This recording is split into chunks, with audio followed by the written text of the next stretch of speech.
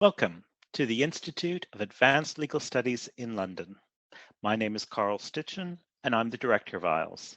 It's my great pleasure to welcome you to the UK launch of Fair Dealing Week, hosted remotely at the Institute.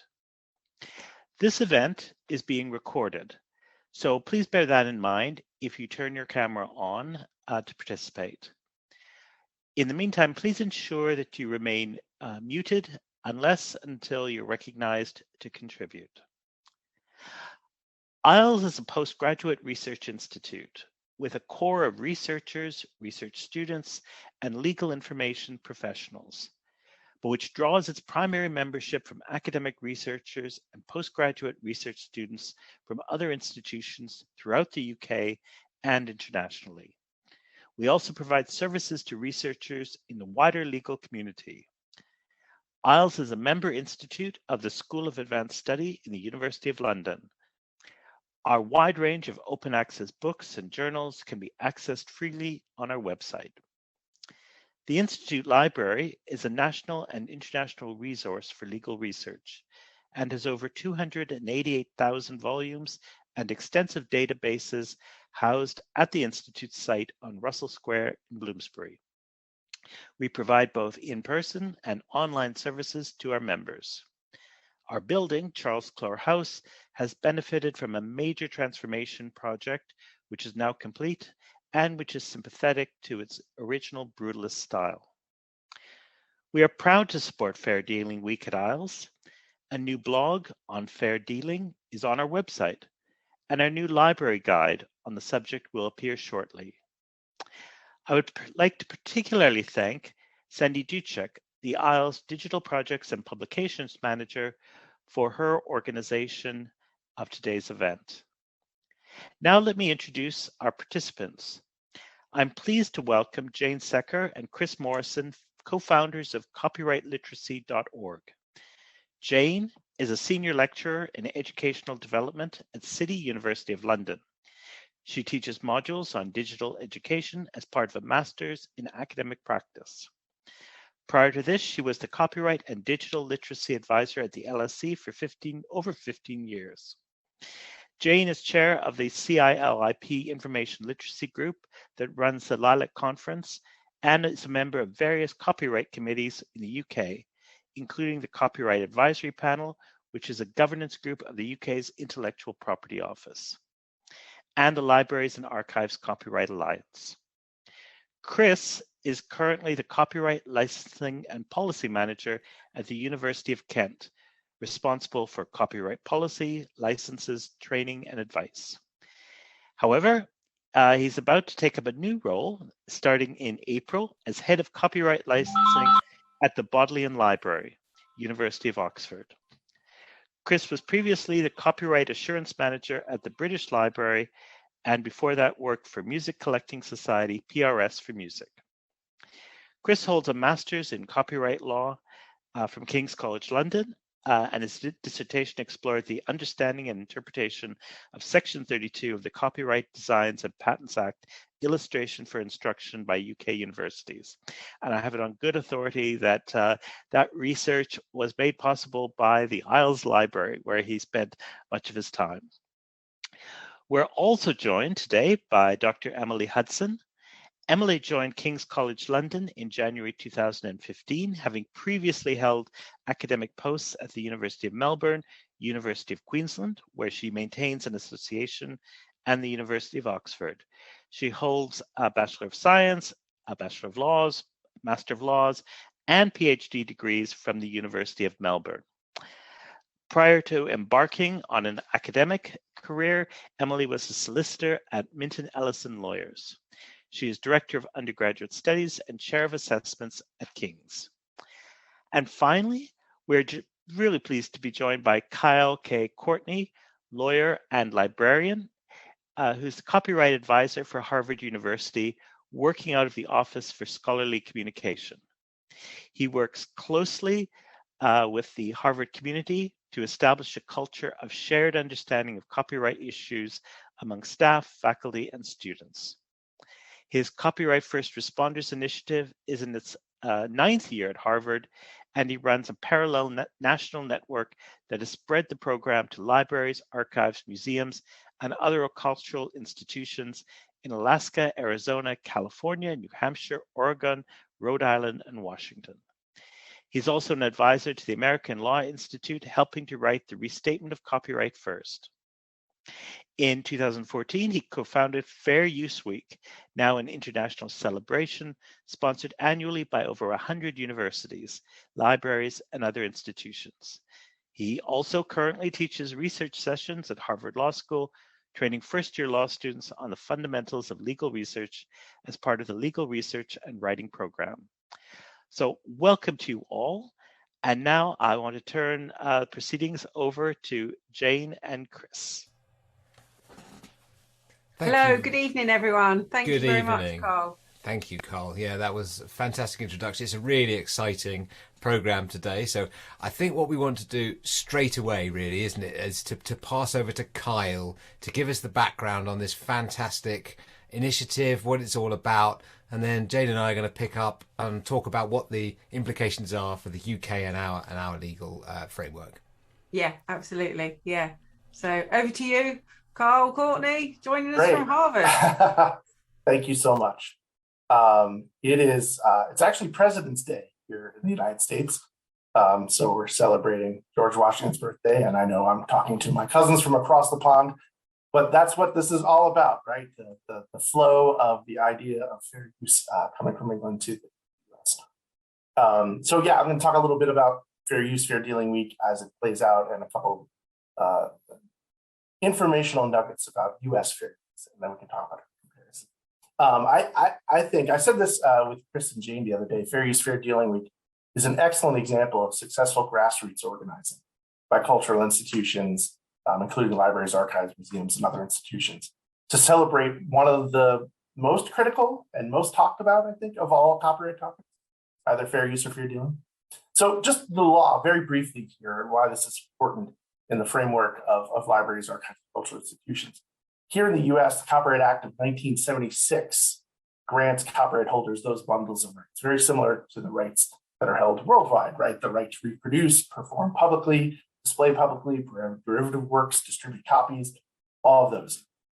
But what's important is despite these exclusive rights and the length of their protection, which is life of the author plus 70 years, copyright law in the United States recognizes the essential need for breathing space. This space allows users to harness some of the copyrighted work without permission, right? And in our preamble to the Fair Use Statute, it says for purposes such as criticism, commentary, news reporting, teaching, scholarship, or research. And this is tied to our US Constitution. The right of fair use allows us to promote the progress of science and useful arts. And by the way, it preserves, without infringement, the values also enshrined in the United States First Amendment. I work closely with the Association for Research Libraries on Fair Use Week. They run fairuseweek.org. And we've talked about this a little bit over the years, that value of being able to use something without permission helps drive a lot of scholarship and journalism and criticism. And there's even a great case from 1986 here in the US that emphasized something very interesting. It said, from the earliest days of the fair use doctrine, courts have recognized that when a second author uses another's protected expression in a creative and inventive way, the result may be the advancement of learning rather than the exploitation of the first one. And I say that because our first law here in the United States for copyright was in 1790, and it was an act for the advancement of learning, which is plagiarized directly from the Statute of Anne, an act for the advancement of learning. But furthermore, if you think about it, the idea of free press democracy could be challenged if copyright owners could set massive financial and legal barriers so high that the public at large would be unable to access and use materials in a fair and open manner. And I think that's where we have a great similarity. There's a strong public interest in allowing these fair uses or fair.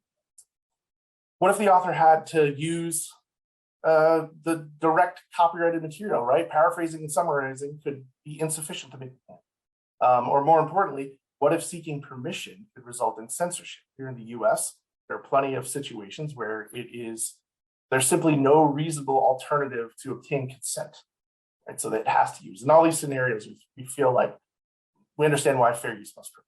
And fair use has been part of copyright law here for 170 years, not as long as in the UK, but initially coming from the United States, from the common law doctrine in England. Fair use is now part of the US Code, and I think that's one of those differences. We're in Title 17, Section 107, and the statute helps users evaluate whether a particular use qualifies as fair use using a fact-specific, context-based four-factor test. So this is the famous four factors here. I'm not going to go into great detail, but just to note the purpose and the character of the use, including whether it's commercial or nonprofit educational, the nature of the copyrighted work itself, the amount and substantiality of the use in proportion to the copyrighted work as a whole, and then the effect upon the potential market for the value. As could be surmised both from that preamble language of criticism and commentary, the right of fair use is a natural ally of library-related work, and that's why we launched Fair Use Week in the beginning. Libraries often provide all sorts of materials for patrons so they can use it for criticism, commentary, teaching, and scholarship. In the library context, this four-factor test is also used upfront for risk mitigation purposes. For example, libraries frequently use this test to determine whether or not they can perform certain activities or functions involving copyrighted materials, whether we're scanning, digitizing, or posting online. By reviewing these four factors as a court would, a librarian can determine whether or not the action she's taking might be infringement or fall squarely within the realm of fair use. So increasingly, we're seeing libraries and archives engage in fair uses of their own materials in their collections, from digitization to text mining, from online collections to digital exhibitions. These are all things that the libraries are doing for themselves. So fair use has provided this critical safety valve that exists in copyright law to accommodate the range of activities that libraries might do or users might do. And without fair use, and this is my fear, without fair use and us knowing about fair use and promoting fair use, copyright could be used as a monopoly to inhibit progress. And certainly without fair use, the quick evolution of technology today, I do not think would be possible. Fair use in the US as a flexible doctrine updates copyright law, accommodating new technologies and adapting copyright to the digital era.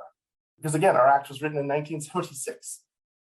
And then in recent years, and I won't go into too much detail on this, but US courts have focused on this new idea, whether an alleged fair use is transformative, right? A work is transformative according to the Supreme Court in 1992, if it adds something new with a further purpose or different character, altering the first with this new or expression, meaning, or message. So use of quotations from an earlier work in a critical essay to illustrate the essay's argument is a classic example, but conversely, something that supplants or substitute for original work is far less likely to be found fair and far less likely to be transformative. And we've had a couple cases here where libraries and library work were involved in the realm of copyright and transformative fair use.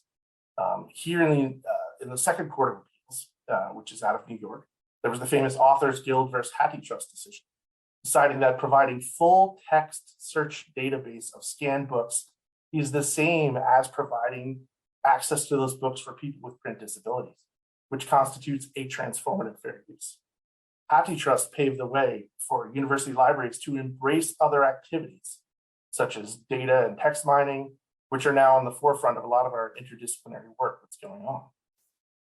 So these laws and cases reveal the beneficial nature of having continual fair use programming, right? Not just Fair Use Week. I like to say every week for me is Fair Use Week because we're consistently doing this, but having that week to kind of go into depth and celebrate and talk about our work that's most important to us and our patrons. So by investing in these efforts continually, and I cannot believe it's the 9th year, patrons at each of our institutions, our community, our students, our faculty, our staff, the public, will be better informed and will fully understand the benefits that fair use grants, allowing for, I think, a more creative use and reuse, perhaps, of these works and these collections for now and in the future as well. So that's my initial kickoff. I promised Jane and Chris a flavor of U.S. Fair Use and Fair Use Week. And you promised it in 7 minutes dead, which you've managed to do. And every single time we've ever seen you speak, Kai, you've come right in on the money. So yeah, thank fantastic. Thank you you. so much. You are a legend. And I would we also may be embarrassing you further shortly. I'm thinking about that whole, fair use and fair dealing is not just for fair use, fair dealing week. It's a bit like the whole thing about it's not just for Christmas, is it? I think both Jen and I did find it quite difficult to sleep last night. We were so excited about fair dealing week.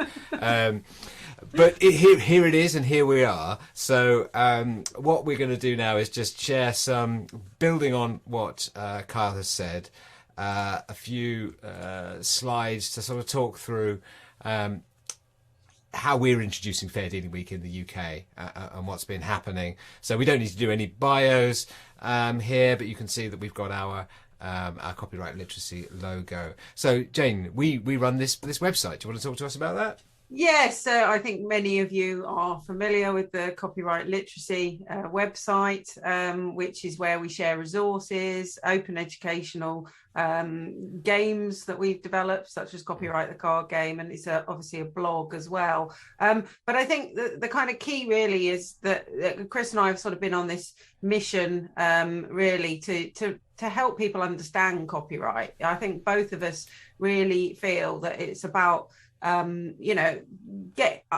breaking down the complexity of the law. Copyright is something that many people, particularly librarians, in the research we've done, find a source of great concern. It worries them, and we'll say a little bit about risk and how that relates, but that is really, I think, something in setting up the website and the work that we do, we wanted to try to help to tackle. So copyright literacy is very much our passion, but it does come from this idea of really wanting to communicate about copyright in a kind of accessible way.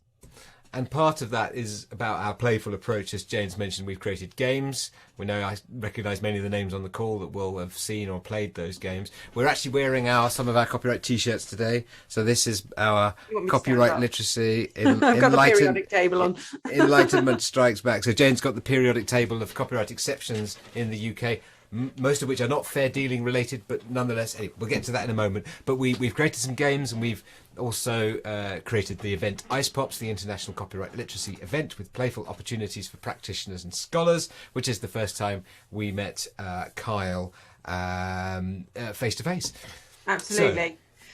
So this is us actually at the Ice Pops. Oh my goodness. There you go. You remember this, Carl?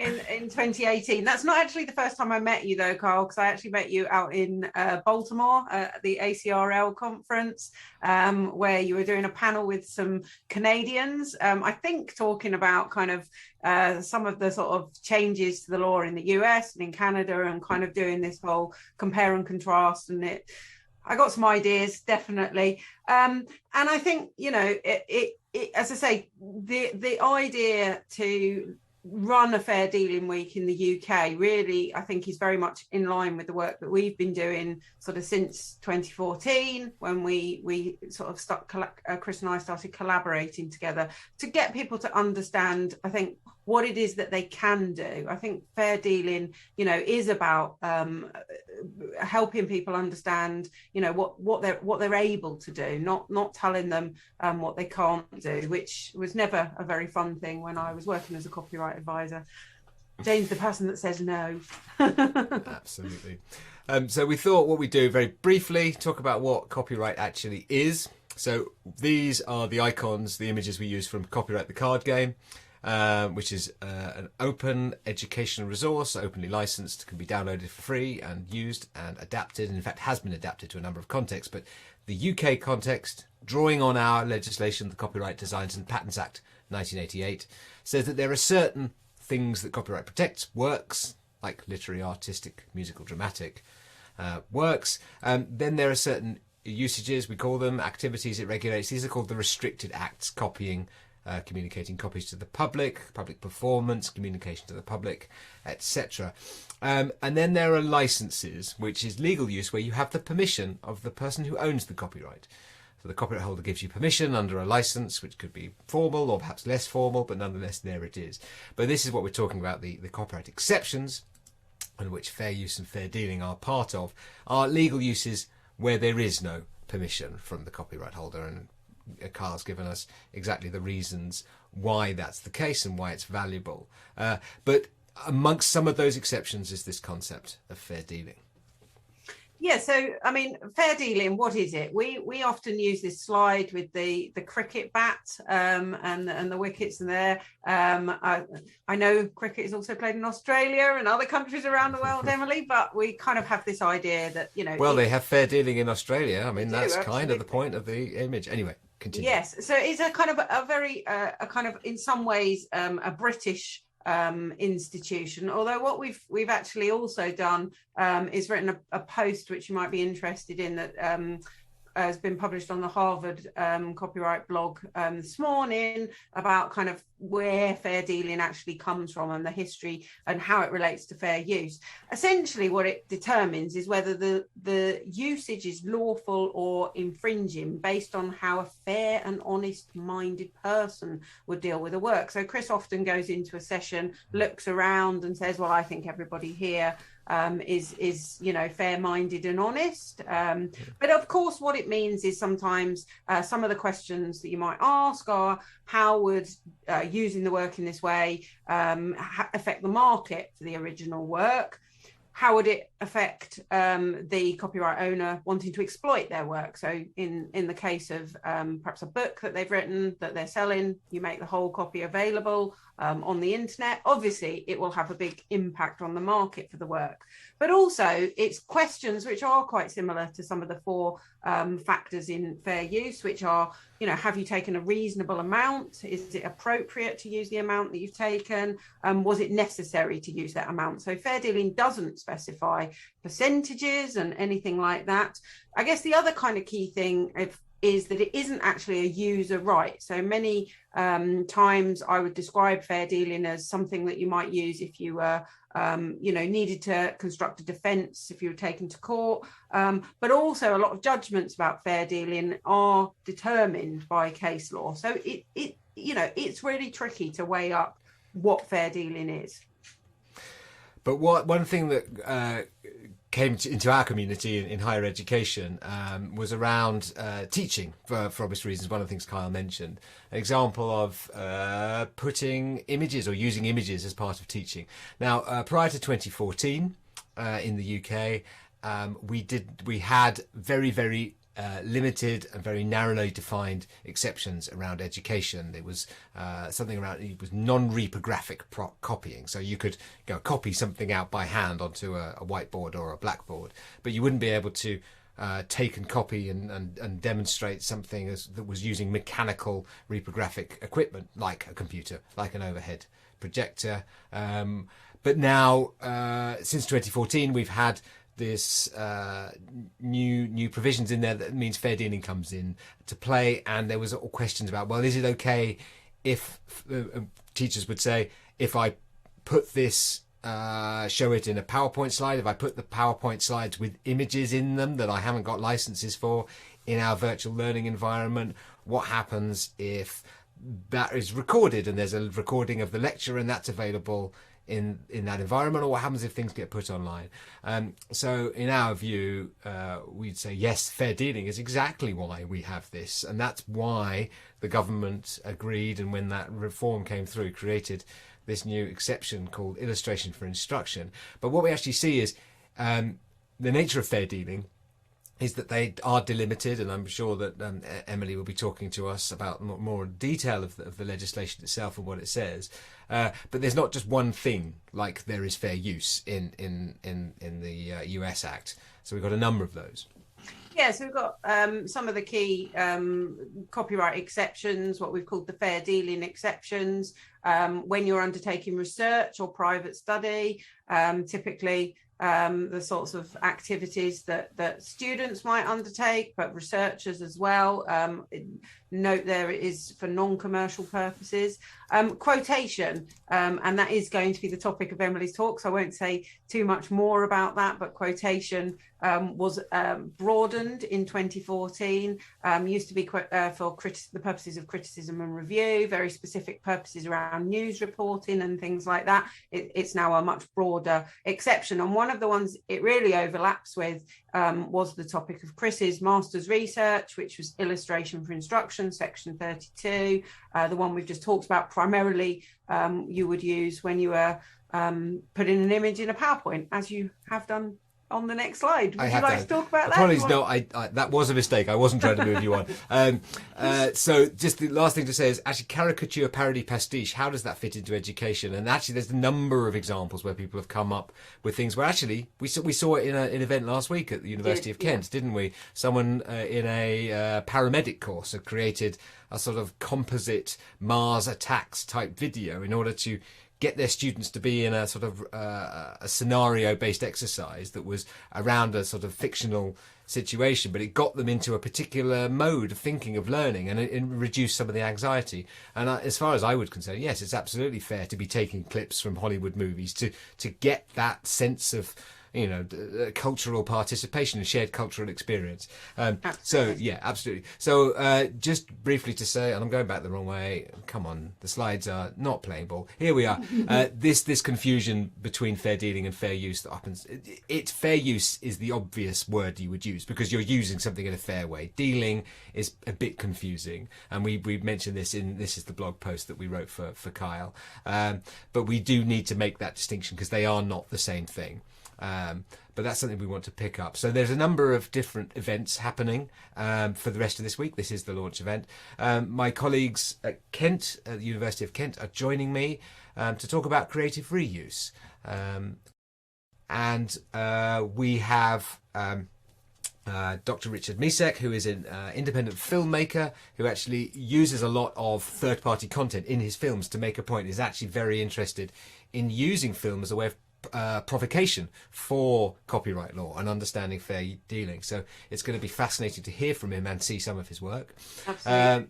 Alex Cavacci is someone I've done work with in digital arts, where we actually use the copyright card game to teach the students. So we'll be doing a bit of games playing there. And some of you may know Dr. Ben Marsh, who is the leader of the musical family sensation, the Marsh family, who during the lockdown created parody songs. We did a podcast with him last year, so we're having a bit of a catch up. And now he's turned into a sort of major cultural figure. How is he dealing with people using his work, and what does he feel about that? Absolutely, yeah. There's other events happening. So SCURL, the Scottish Universities Network, are running a fair dealing coffee morning event. There are still seats available, I think, if you want to come along to that. It's going to be online on Zoom. Yeah, get some coffee. But Debbie McDonnell will be talking. Debbie works at the British Council, and she's talking specifically about the challenge of using copyright exceptions for global online teaching. So that kind of question that always arises when we start thinking about relying on exceptions. Well, what happens if my students are in another country, and how does that work? Or what happens if I'm in another country, etc. All those questions, take those along to the session that's happening on Thursday morning. So, but we're very excited about the lineup of events that we've got going on. We're also really delighted to have got such a fantastic range of people to join us. Looking forward to a panel discussion. I've already got questions lined up, but I think that's all from us largely, isn't it, Chris? I think it is. That is our presentation as such. So we're absolutely delighted now to be handing over to Dr. Emily Hudson. Emily, can I check whether you have audio and video? Can we hear you? So can you hear me? We can hear you and see you. Fantastic Yes. to see you. Now, Lovely to see you. Thank you. The next thing is screen sharing. Screen sharing. You should So have let's abilities. try that. Looks like that's got it? working. Wow. Yes. Absolutely. There we go. Yeah. That's gone full screen. Just one more thing. Did it progress for you? That has progressed for us. Yes. Fantastic. Okay, that was a little glimpse into the future. Okay. Well, I'm going to hand over to you then. I just want to say thank you so much for joining us. And you're going to clearly plug your book, but I'm also plugging your book because it's fantastic, and everyone interested in this area should have a copy or access to a copy through a library. So you're going to be talking about the work that you've been doing with Professor Tanya Aplin, who was my supervisor at King's College London. So I'm going to hand over to you and not take up any more of your time. So thank you for joining us. Thank you very much. And yes, tonight my presentation is going to have 3 parts. And in the final part, I'll get on to talking about the quotation project specifically. This project brings together research interests of both Tanya and myself in relation to the quotation exception, for her, and me in relation to stakeholder norms.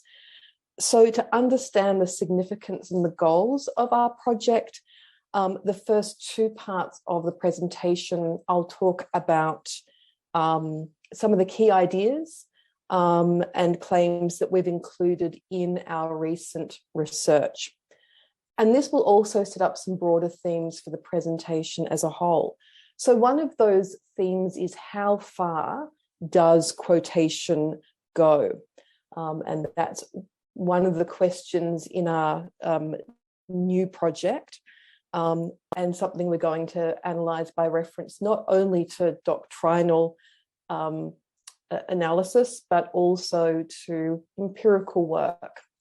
And secondly, the presentation will pull on some themes in relation to what's being called the fair use panacea. So this is the idea that appears regularly in academic scholarship and in law reform processes amongst fair dealing countries, that countries that have fair dealing might usefully instead embrace a US style fair use exception.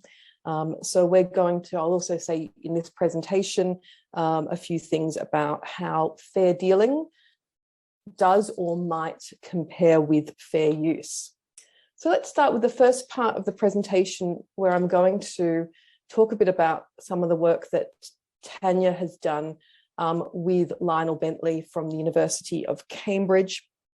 And on this slide, we have the jacket for their book, Global Mandatory Fair Use, which considers the quotation exception in Article 10.1 of the Berne Convention. And I think this title of Global Mandatory Fair Use is very interesting. It's a provocation to some degree, in that when you look at the wording of Article 10.1, which I've put on the slide, it does differ significantly from the fair use exception of US law, as described just earlier by Carl Courtney. The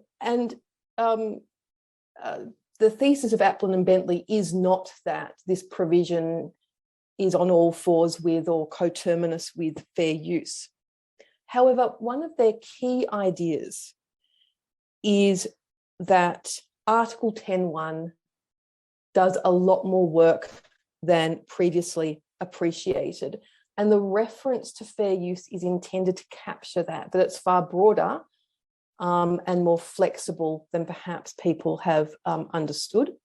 And certainly too, one of the themes in their book is that Article 10.1 is a mandatory exception, for instance, as seen by the use of the word shall in the statutory text. So actually, whether or not we already have worldwide fair use, it's called the quotation exception.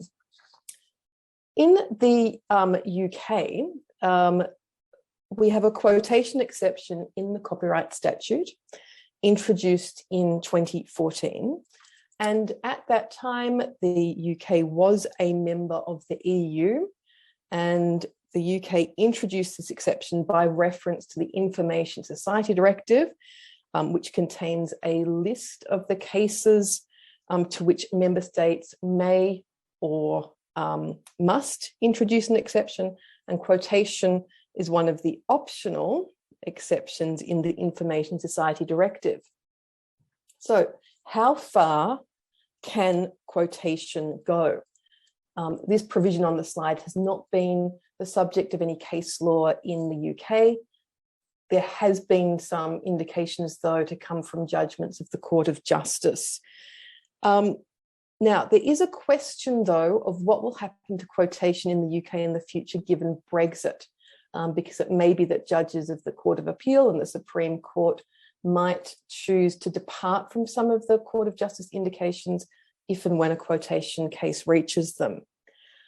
To think about a bit about how far can quotation go, let's just start with the statutory text. And I've included the colour on some of the words to indicate all the different limbs of quotation.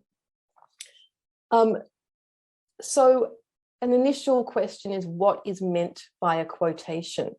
And indeed, whether or not the meaning of quotation is qualified, or whether we can learn something about the meaning from quotation by the words, whether for criticism or review or otherwise. So does this, for instance, limit the scope of quotation?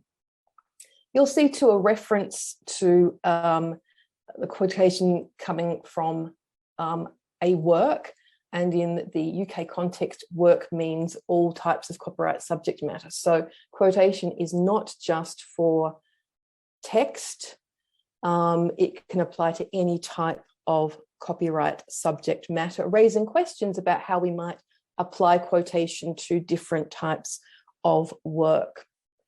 We then have also a requirement that the work's made available to the public, and I think this is particularly significant for cultural institutions in terms of manuscript and unpublished collections. So there's a question about whether or not the quotation exception can apply to those collections.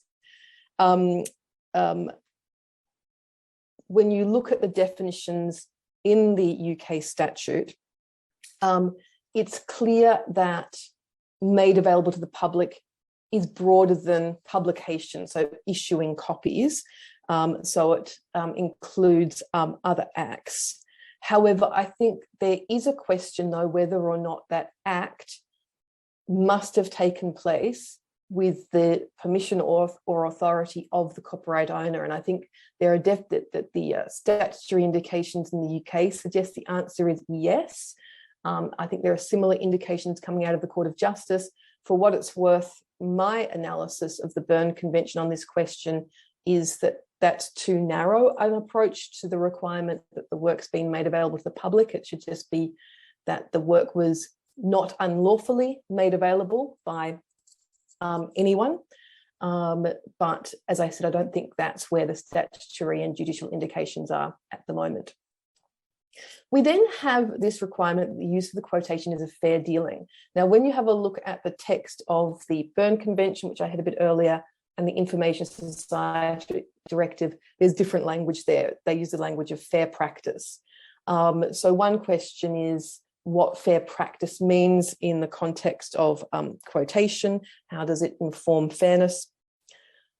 We then have another limb, which is that the extent of the quotation must be no more than what's required for the specific purpose for which it's used. So that's sometimes referred to as proportionality. It's a long-standing consideration in fair dealing case law that you consider the extent of what is taken and whether it's proportionate to the purposes.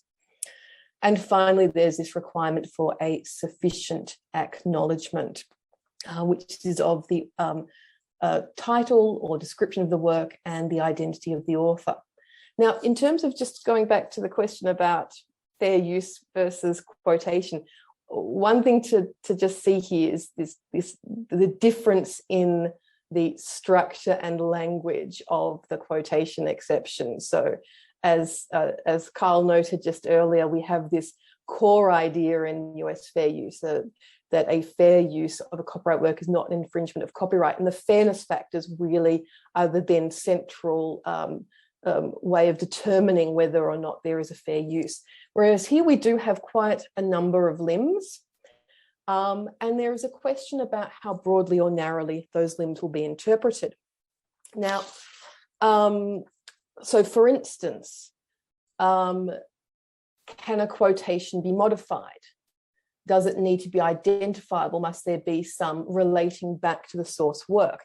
Because I think when you think about sort of archetype example of quotation, the text quotation, a lot of us will think of an extract from another work, often a short extract, in quotation marks, with any modifications indicated by square brackets and other grammatical devices. So does that then limit what the meaning of quotation is? And you can see here in this quote from Advocate General Unpronounceable in the Painter case, which related to inter alia quotation of photographs, this suggestion that quotation must be reproduced without modification in an identifiable form, that there must be a material reference back to the quoted work.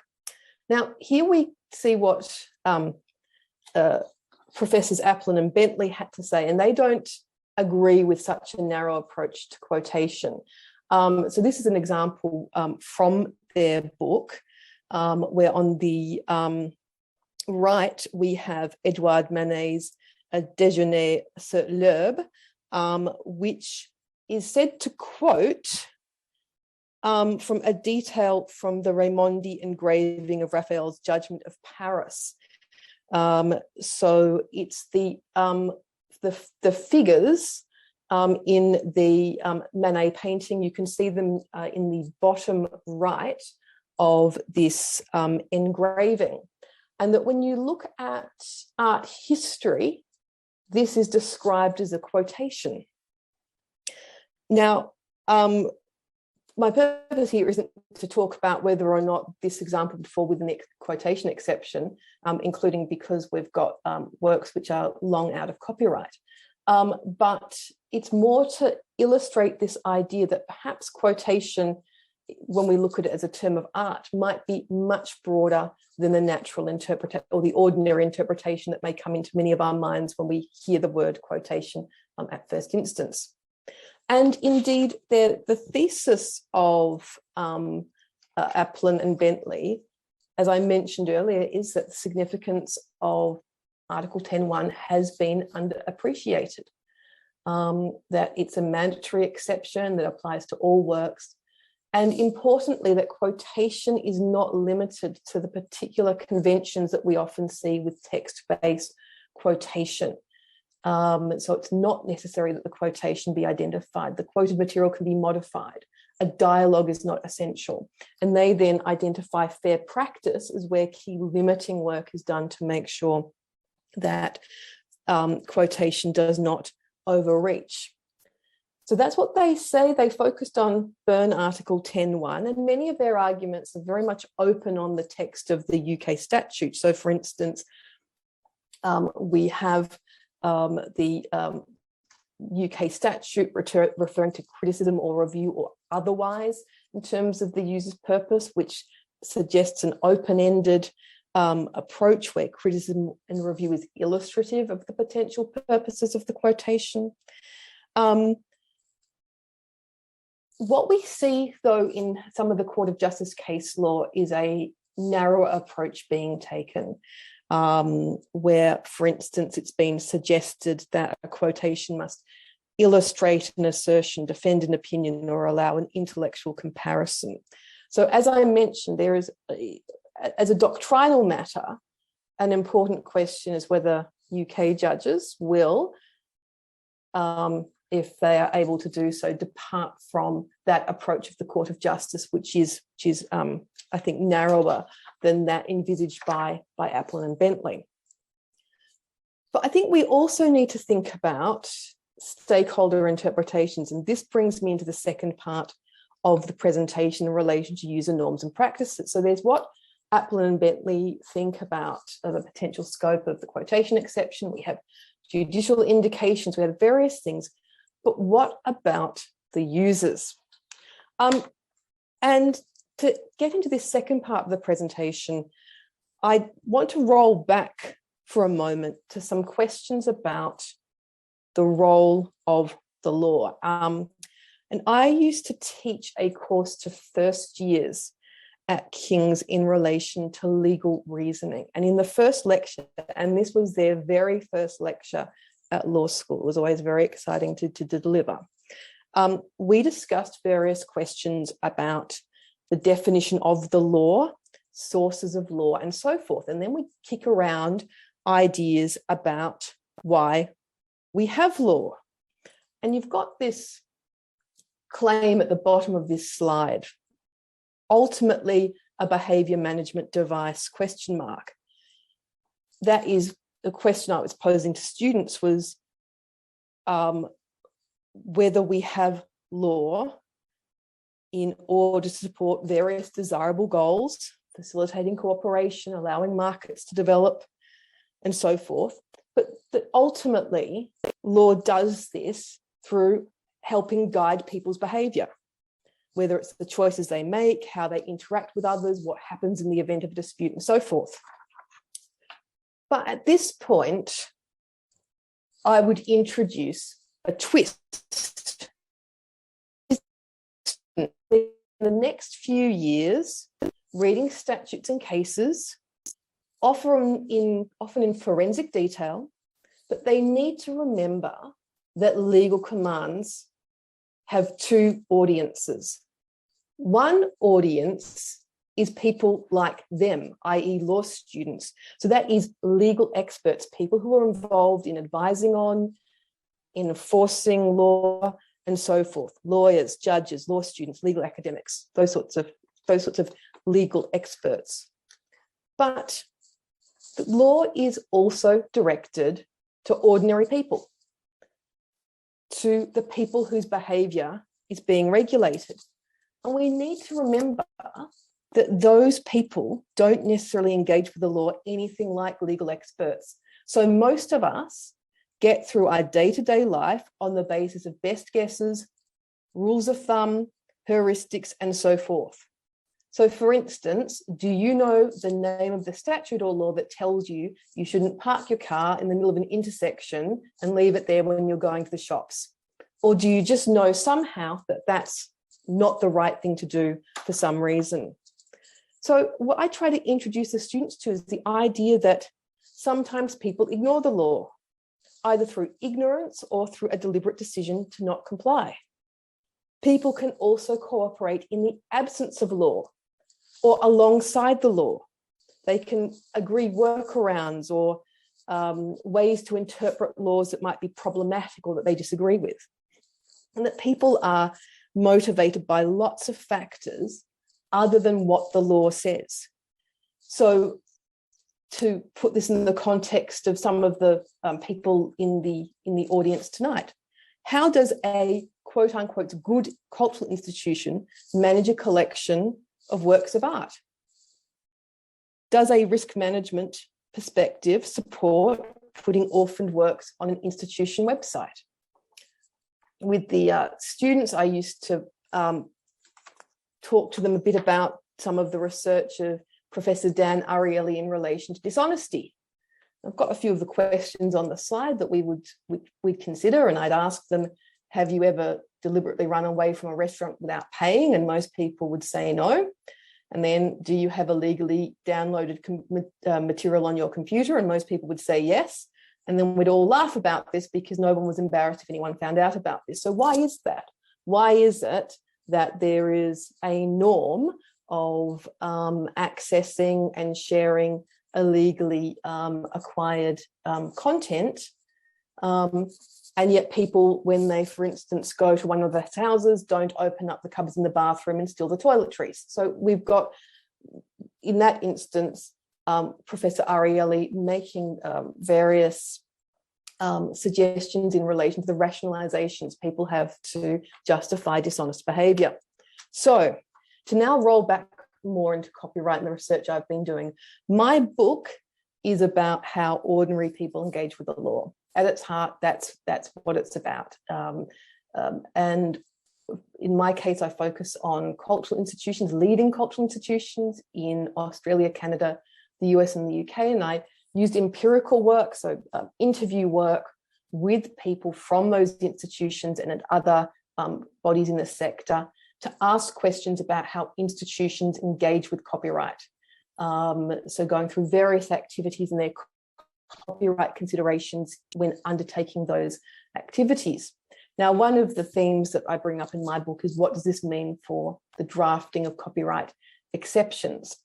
And I use an intellectual framework from a literature about legal rulemaking known as Standards and Rules, which talks about drafting legal commands in some instances as more sort of flexible standards, and in some instances as more prescriptive rules. So fair use, for instance, would typically be characterized as a standard using that literature. And I think too in my book,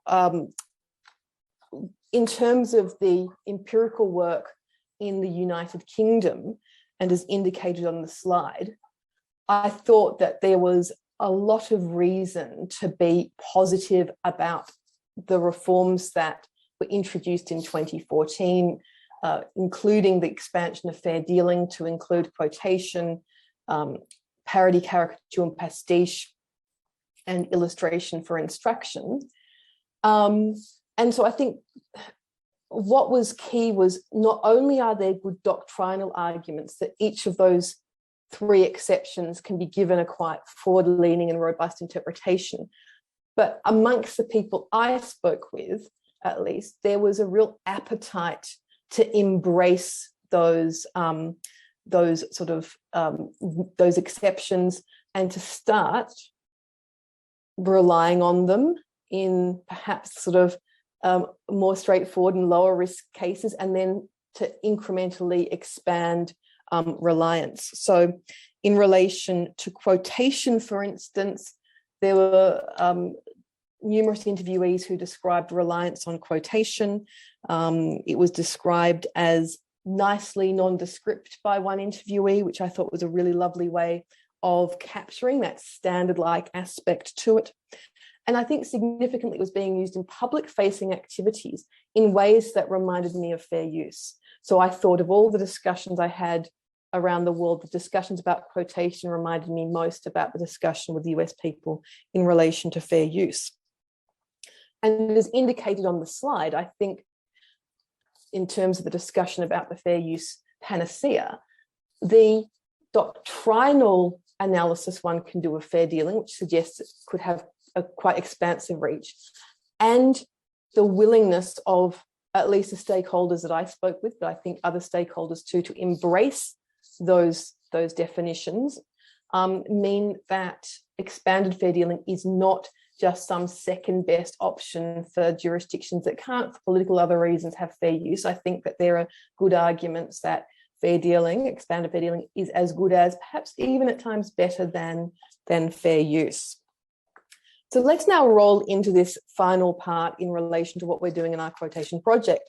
So far what I've described is the blue sky doctrinal thinking in the Aplin and Bentley project, the empirically driven project I did in relation to stakeholder norms and practices and what influences them, how they change over time. And we're going to mash them together in this quotation project. And what we were interested in was norms in the publishing industry. Now, actually, when you think about this, we're not actually in the blue sky that Aplin and Bentley speak of. We are in instances here which I think many of us would recognise as quotation in terms of the clearance or the usage, I should say, of extracts of text in a second work, although we are also going to look at norms in relation to images. So we're looking at, in the publishing industry, what practices have emerged in relation to reproduction of text extracts and images in publications.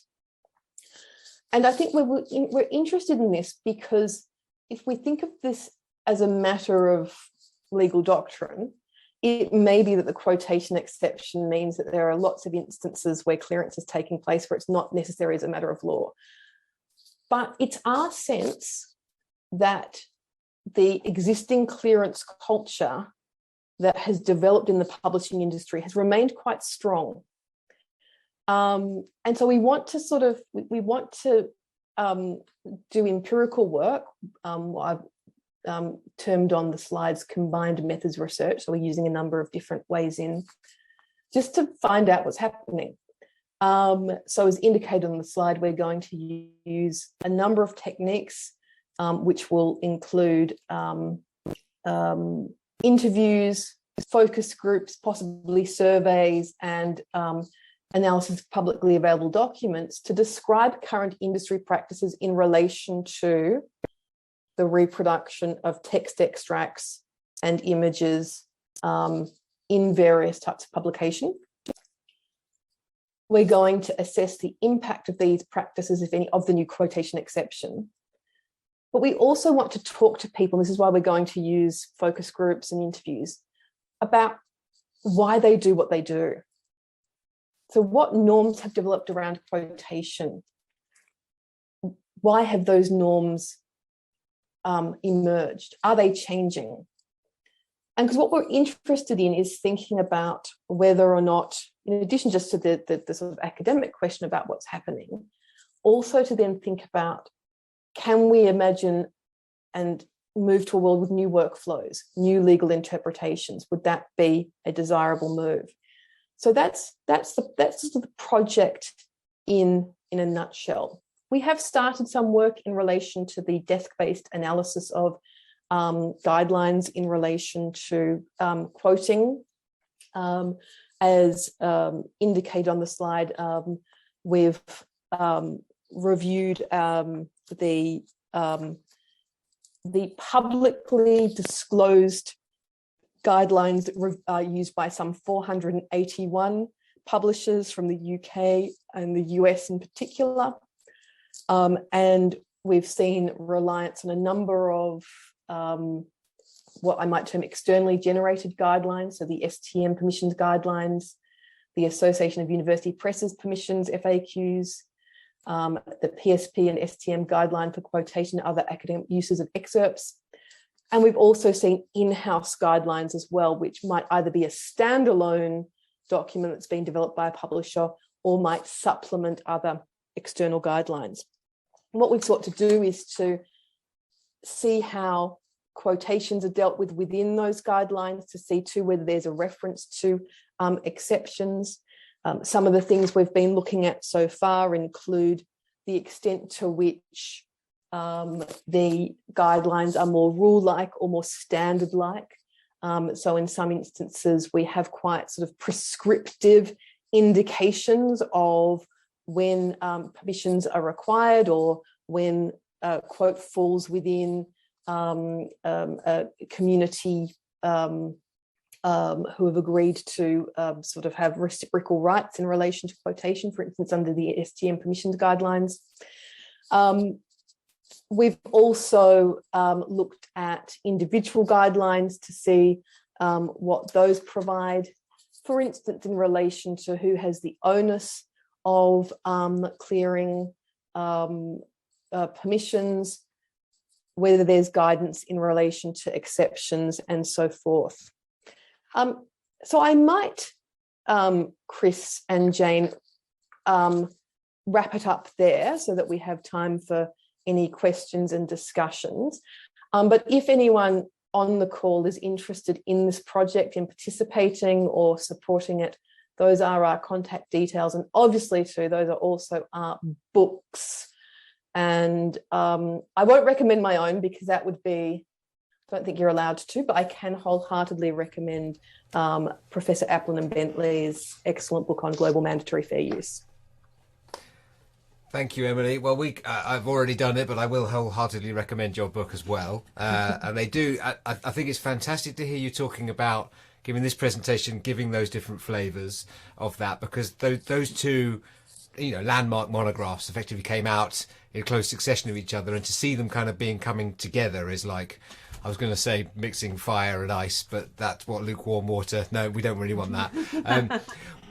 So really great. So what we're going to do now is bring Kyle back in as well. Jane and I have been furiously making lots and lots of notes. We have lots of questions and areas that we'd like to discuss with you, but we're also going to open this up to anyone in the audience as well. So feel free to put a message in the chat or to raise your hand if you'd actually like to come on and actually speak and ask a question directly. I know sometimes when you write something down, I certainly find that when I actually start talking, the thing that I mean usually comes out. So I think, Jane, would you mind if I ask the first question? You go for it. No, I know you've been brimming with questions, so go for it. Yeah. Okay. And then so we'll see I'll keep an eye on the chat as well. Brilliant, thank you. So Emily, I'm picking up on those excellent illustrations you had of various sort of traffic-related things to do with the law, and I know that when we're talking about things like the standards and rules, literature around legal doctrinal analysis, often we use road traffic as a metaphor because it helps explain something like the whole, it's a standard that will be do not drive above 70 miles per hour, but if it's a rule, the other way around, the rule is do not drive above 70 miles an hour, the standard is do not drive at an unsafe speed. Jane and I are very interested in this area of breaking down complexity in law and trying to find ways of making those laws understandable. That's kind of why we created a game out of it. I guess, to what extent are we really able to codify the law in a way that's more user-friendly? There's lots of areas of activity where this happens. We know, for example, that the Creative Commons movement is about codification of license contracts in a way that sort of makes sense from a human, but also from a machine readable perspective. So I wondered if I could start with Emily talking about, the codification, where your research is going. Are you pointing towards something along the lines of what Peter Yazzie and Patricia Aufderheide have done in the US that we're very interested in and we're working on a project, or is there some other way that you think would be more beneficial to actually try to get communities to understand this phenomenon? Yeah, thank you for that. Okay, so I think one of the things to think about is when you say user-friendly, that can mean a number of things. So one thing is it can just be easier. So for instance, one thing that's desirable about Creative Commons licensing is that it's straightforward to use. And I guess the thing is, though, that at times you just need to, I guess, understand that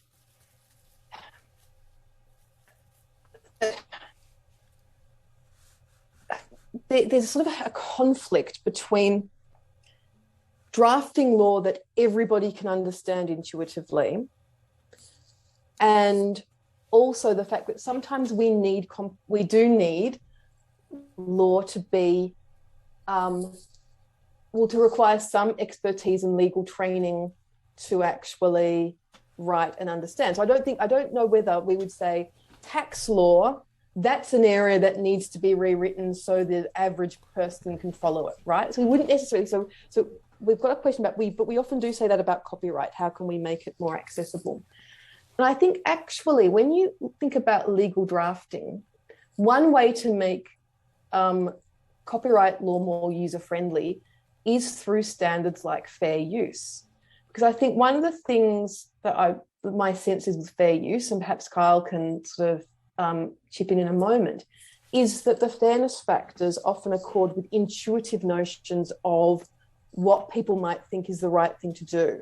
So the concepts are a level where you don't require loads of legal training to understand ideas about what's the purpose of the use and might harm the market and so forth. But that does, if you're going to take that approach, you just need to bear in mind that it comes at the expense of certainty. So one thing that's desirable from more rule-like drafting is that you will have a greater sense of confidence before you do the particular activity as to whether or not it's infringing. I think one of the issues for copyright law is the certainty is often that it's not allowed, right? So one of the reasons why we often support standards and things like fair use is it opens up the argument more readily than rules, which often tend to be, they're prescriptive, but they don't have to be this way, but they just often are narrower in their application. So I think in terms, we asked about what we're pitching towards. And I think what I would say is that Tanya and I do bring a particular normative vision to our project, which is that we both support a robust role for copyright exceptions. And we are both in agreement too that quotation can do a lot of work in relation to reuse of copyright content. And I think that depending on what happens with the empirical work, we don't want to prejudge that. It may well be that something in the nature of guidelines might be helpful just to help people who haven't read all the case law, who aren't legal experts, add to perhaps their intuitions. Because sometimes intuitions, when you're, for instance, managing a collection and saying, should I photograph this painting for insurance purposes, your precise reading of the law may not be as relevant. And in the UK, if you did read the law precisely, you'd find that there is no exception for collection management. But quotation would probably get you there. But when you're talking about putting things online on public websites, that reading of the law becomes, I think, more significant.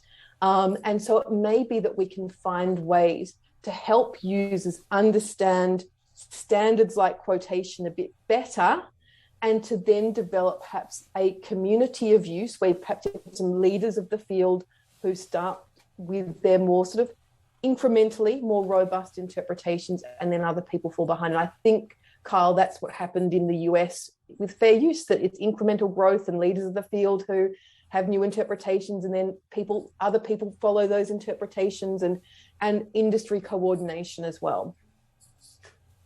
Kyle, would you like to comment on that? And I also note we had another question that's sort of related in some ways from Chris Slater, which was about your thoughts on how fair dealing compares to fair use, and what we could do in the UK, I guess, to make it, so that people have this idea that fair dealing is more permissive. Kyle, would you? Yeah. So a couple things, and thank you again. I love seeing Dr. Emily Hudson present. So this was a treat, because I am not a fair dealer, right? Let's make that very, very clear. However, looking at the doctrines together, I think is important. Now, certainly, Emily alluded to something very interesting. The community here in the U.S. has expanded fair use. And I'm zeroing in on transformative fair use just for this purpose of an example, right? This was defined in a law review article in the early 90s, made its way into the discussion with those that were in the know, and then eventually was picked up and cited to in a Supreme Court decision in 1992, and thereby became the law, and it expanded the scope and breadth of fair use to include this idea of in this case, it was a hip hop sampling case, but like the artist needs breathing room, space in which to create and continue to create. And so we're looking at fair use as part of the cycle of foundational copyright, which again is not to withhold rights to prevent uses.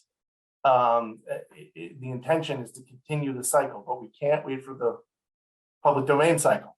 Right? We can't.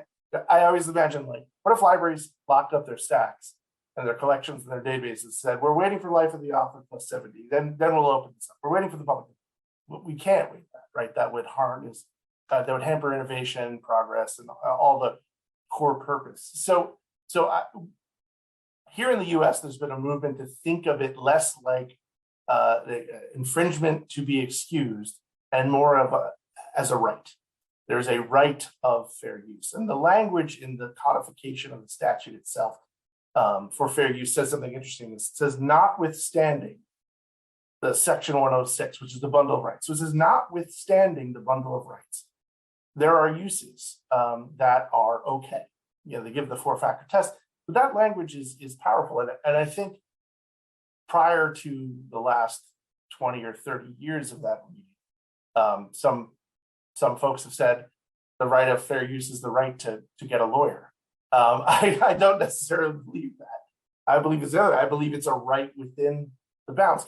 Congress, when it's acted, and Congress is in charge of copyright here in the United States, they're the ones that pass the laws that become the legislation. They define the ambit of the copyright holder's rights through these exceptions, and one of which is that. So if there's an understanding that the flexibility is built into the language itself, and I love this idea of do we create a best practices? Do we need law that's understandable? I love all that. We're doing teaching a writing workshop now. We were doing a thing on jury instruction, and what's the preference? Longer legalese and language that is confusing to a jury, but more accurate in its depiction of the law, or something that's more understandable by a jury, but maybe not as accurate. The law prefers accuracy, even if there's a ton of legalese that no one can understand, and the jury might be confused. They prefer the legal accuracy, but that doesn't necessarily help us in our day-to-day actions, right?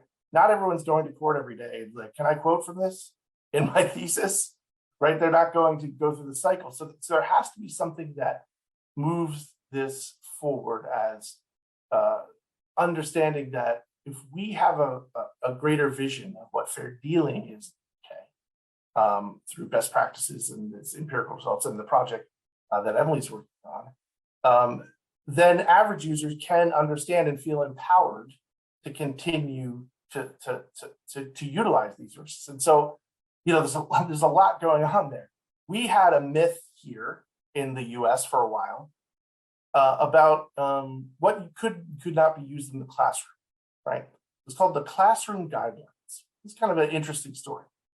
The frustration that occurred when fair use made its way into the draft was felt most keenly by the rights holders and publisher organizations. And so they had someone read into the record. It wasn't part of the law, but they read into the record these classroom guidelines. It said 800 words, 1,000 words, brevity at all times, no using more than X, Y, and Z. And it was like very formulaic. And what happened is because it was part of the legislative record, people thought that was law, right? Because it was easy. It was rules of thumb. And I get that. If you have rules, it's easy to do that. Is it 3 pages or 4 pages? 3 pages is fair and 4 pages is always infringement. I understand the need to want to have that. But I think it ends up limiting the ability for us to think about future uses in that. And by the way, those classroom guidelines were eventually struck down in a very contentious case here about e-reserves. But that Cambridge University Press and Sage sued a university library here in the United States, and over these limits. And it took a long time, though, to eliminate that myth from the community. You can only use a certain number of words, a certain number of pages, and anything else you had to pay for or seek permission. So I think it's an organic process, and one that it's long. It takes a long time. I want fair use understanding and fair deal understanding now, but sometimes we have to take the time to divorce ourselves from our understandings. And I love this idea that, like, hey, maybe fair dealing is not actually what we think it is. And we're revisiting all this because technology has pushed our ability to download, copy, store, and share. And so that we have to look at these through the lens of our modern society. Thanks, Kyle. And technology is a point I wanted to pick up on. Just before I do, I see that Louise has put a little comment for you in there, because you mentioned the Authors Guild versus Antitrust case. There was another one around transformative use. So if you could remind us what that case was. ACUF, the Two Live Crew case. It may. In the United States in 1992. Is that the one you said? Because you were talking so eloquently. We can always refer back to the recording later, Louise, perhaps, and we can pick it up. There are a great deal of fantastic transformative use cases. That was the first one. So what's referred to as the Two Live Crew case. Okay. It's actually ACUF Rose Music, which was the Pretty Woman.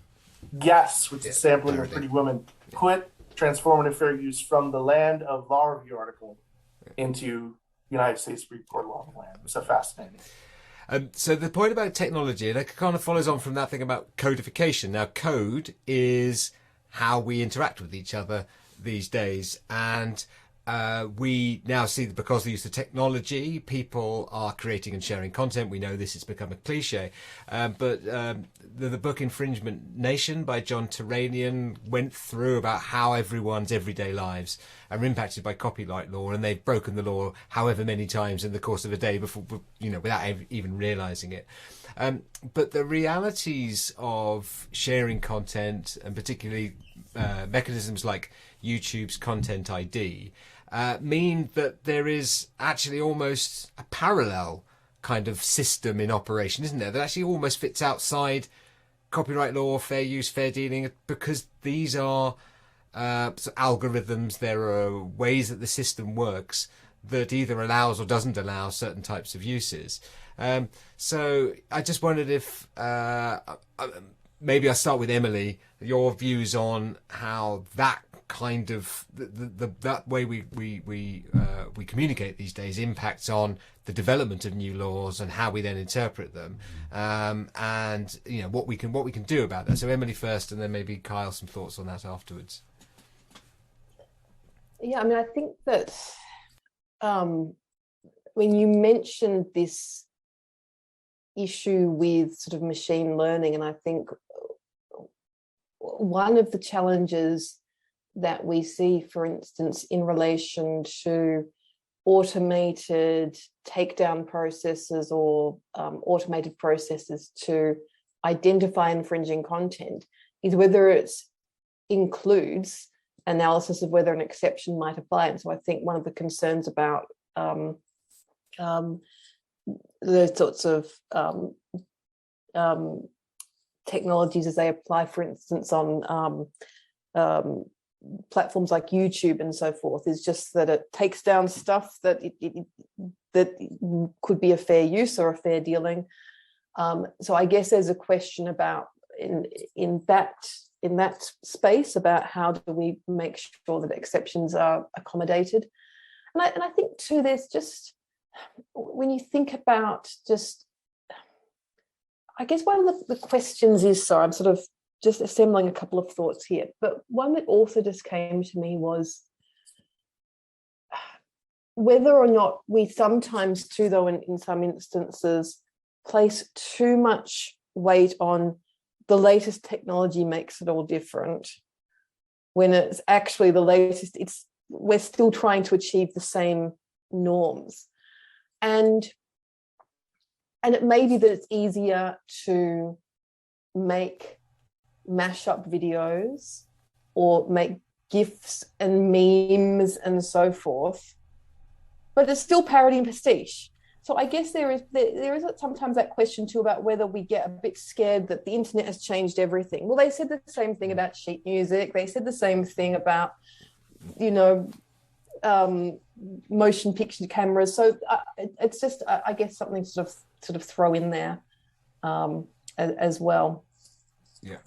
Thanks, Emily. And that actually makes me think, if I can hand over to Kyle, because when we were quoting in the blog post we wrote for you, Kyle, cited Matthew Sagg's Prehistory of Fair Use, in which he's actually saying that before fair use and before fair dealing there was fair abridgment. And if you look at fair abridgment, this initial thing in the law that was in the 18th century English cases that was saying it is fair to take an existing literary work and create a shorter, more easily accessible version for the common man, or whatever it is that they said at the time, but that he says that the legal thinking at that time is actually being applied to the Google versus Oracle case, which is absolutely about the cutting edge of how different algorithms, and in this case APIs, application protocols, interface with each other. So Kyle, I mean, what's your take on this? You're in the land of big tech. Have you got Google on speed dial? What are your thoughts? I mean, we all do, right? It's at our fingertips at a moment's notice on our phone. I think the advance of the internet and searching helped us understand that the vast quantities of collections that are in our libraries, museums, and archives could now be harnessed in ways, including fair use ways, that we had not considered before. So the technology helped put the collections in the hands of the users, much like fair abridgment. You're like, oh, we're going to make this available to the common man, right? We're going to take something very big and narrow it down. And I love that. You know, the purpose of copyright, again, is not lost on me. It's promote the progress of science and useful arts, right? It's an act for the encouragement of learning on both our shores. That's the origins of it. So it's also about not just that, but also use and access. This is where I think we sit right on the cusp of the purpose of copyright. We collect materials and purchase them, and then we provide access to them. And then our users come forward and say, we want to do stuff with this. And this is the role that I think is challenging. You know, students I talk to are more likely to know way more about technology than I do at this point. But we are right about one thing. It's a different version of the same question. Can I use this in this way? Using this technology, or I'm going to splice it, or I'm going to rip it out, I'm going to part it, text and data mining, you know, all these kind of new and different things. And that does not adjust. But for some reason, when it touches technology, everyone freaks out. Probably because distribution is greater. You can hit a button and reach the world in 5 seconds. So I think that has something to do with it. But libraries and archives and museums have always been fair users, right? You know, my copyright first responders program didn't start up because we don't care about it. We care a great deal, right? We want to get this right. And I think that's part of the challenge of trying to emulate the best principles we have about fair use in light of all the technology that allows ripping and sharing and all the kind of stuff that you can do instantaneously. How do we deal with that? Filters certainly do not recognize fair use. Computers don't recognize fair use. I guess yet. Yeah. I don't, and that is, I think that's a more serious problem.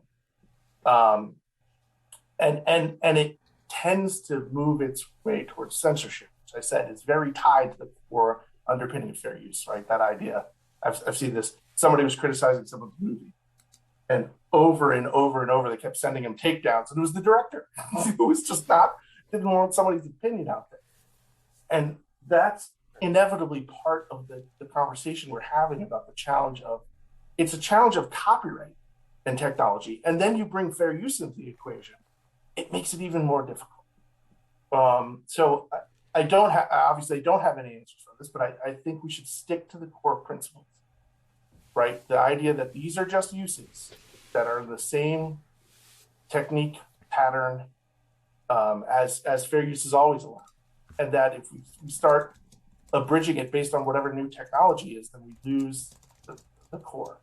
And I think that could be problematic for the future of fair use and fair dealing if we allow the technology, the rights to dictate the norms instead of the users that are making the uses. I don't know, those are my rambling thoughts. No, that's really helpful, Carl. And actually, that makes me think of another question I wanted to ask.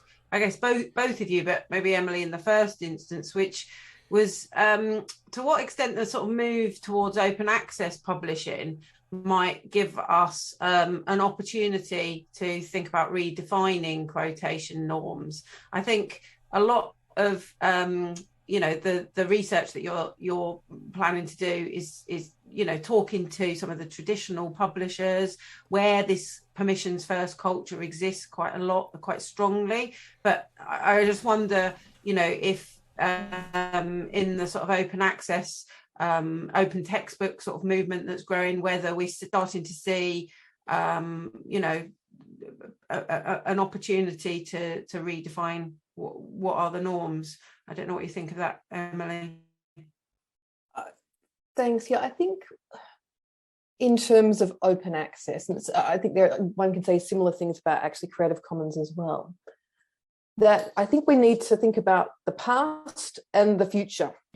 And what I mean by that is that as we create more open access content, whether it's using Creative Commons licensing or some other licensing system, we are helping prevent problems arise in the future because we have a suite of content that is already clearly pre-authorized for various uses. bearing in mind that I always hate to see licensing suggest that any exceptions are narrower than what they are. So I guess we need to learn that lesson too with Creative Commons as much as other licenses. But we are helping future-proof by saying let's at least apply some permissions now, or be clear about how a work may be used. And so in terms of going forward, what one would hope is that some of the tricky issues amongst clearance of quotes, images and so forth will recede with more open access content. But then there's the issue with the past, and that is, well, we've got to create the content. Now, it may be that I write my book from scratch and do all the illustrations myself, and take all the photographs, in which case, no issues for me. I haven't got any third-party content in my book. I think challenges can arise, though, when you want to draw from existing sources in your output that you then want to make available in open access terms. And that's when there can be complications. So I think that as more open access content is created, we'll have problems recede, but there are complications in the interim. And it's just like in cultural institutions as well, with the collections they're acquiring. And I think there's often a lot more effort to clear rights of acquisition, to get licenses, to deal with things off the bat, but then there's still the existing collections where you then have all these issues to sort out. So I think that open access, there's kind of two sides to it in relation to using existing content and creating new content for the future. Absolutely, yeah, thank you. Kyle, just 30 seconds from you, anything further on that? I love OA, obviously. OA deals with the specific problem of like, let's not wait. But remember, you can make fair uses of materials even if they have a Creative Commons license, right? So it still doesn't end the road for that. But here's the thing, that solves a very particular problem if everything was open. And I love that idea. It prevents it. And here's the thing, I will avoid making a fair use of all possible, right? I want to be honest here. It's a 4-factor test. I've used it a lot, but it still involves risk. There's judgment and risk, right? And there still is a little bit of risk. If I can find something public domain or CC BY or something, that's much cleaner for me, cleaner for the user, cleaner for everyone. So it does have clarity, which is nicer sometimes than fair use. Thank you so much, Kyle, and thank you to both you, Kyle, and to Emily for what has been fascinating conversation, excellent presentations. It's a conversation that we hope will never end. We're fascinated by it. We're always delighted to talk to you. Some great comments coming through, and Louise there talking. I like that the fair dealing reuse mindset is to see it as an infringement to be excused, and it chimes in with the British people always saying sorry at the start. So I whenever we speak. So I don't think we've done that tonight, but yeah, thank you again, both of you. And we're going to hand back to Carl now to wrap everything up. Well, what a fantastic event this has been. I want to thank our speakers, all of our speakers, just so interesting, so relevant to the things we work on and think about at the Institute of Advanced Legal Studies. So many thanks for taking the time to join us. Thank you to our audience members as well for your participation. And I have to say, what a fantastic turnout for this event. So many thanks to you for in an era where we hear about sort of Zoom fatigue. It was great that you chose to join us for our event. And I want to thank Sandy Duchik for helping to organize, and for Dalia Sarkos for once again doing her amazing work behind the scenes to make everything just look so smooth. That's it for us for this evening in London. Thank you again, and I hope you will join us again next time at the Institute of Advanced Legal Studies. But until then, it's goodbye from us all. So thank you and goodbye.